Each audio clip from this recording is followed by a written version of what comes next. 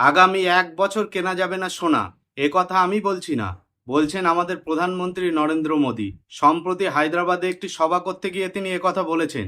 এছাড়াও তিনি জ্বালানি তেল কম ব্যবহার করার জন্য বলেছেন, পাবলিক ট্রান্সপোর্ট বেশি করে ব্যবহার করতে বলেছেন, সম্ভব হলে করোনার টাইমের মতো ওয়ার্ক ফ্রম হোম করার কথাও বলেছেন।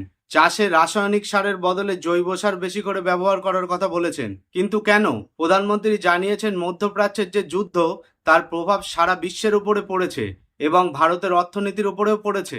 সোনা, জ্বালানি তেল এইসব বেশিরভাগ আমাদের বাইরের দেশ থেকে ইম্পোর্ট করতে হয়। সেই কারণে আমাদের প্রচুর পরিমাণে বৈদেশিক মুদ্রা খরচ হয়ে যায়। রাসায়নিক সারের ক্ষেত্রেও তিনি একই কথা বলেছেন। তাই আগামী দিনগুলিতে সোনা এবং এই সকল অন্যান্য জিনিসগুলি যদি কেনা বন্ধ করা হয়, তাহলে প্রধানমন্ত্রী মনে করেছেন ভারতের অর্থনীতি আরও বেশি শক্তিশালী হবে।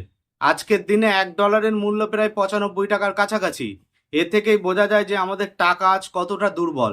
তাই প্রধানমন্ত্রী সাধারণ মানুষের কাছে এই আবেদন জানিয়েছে, এতে আমাদের টাকাও শক্তিশালী হবে। দেশের স্বার্থে সাধারণ মানুষ এই কথা মেনেই নিতে পারে, কিন্তু শুধুমাত্র সাধারণ মানুষ কেন, এই কথা নেতা মন্ত্রীদেরও মানা উচিত।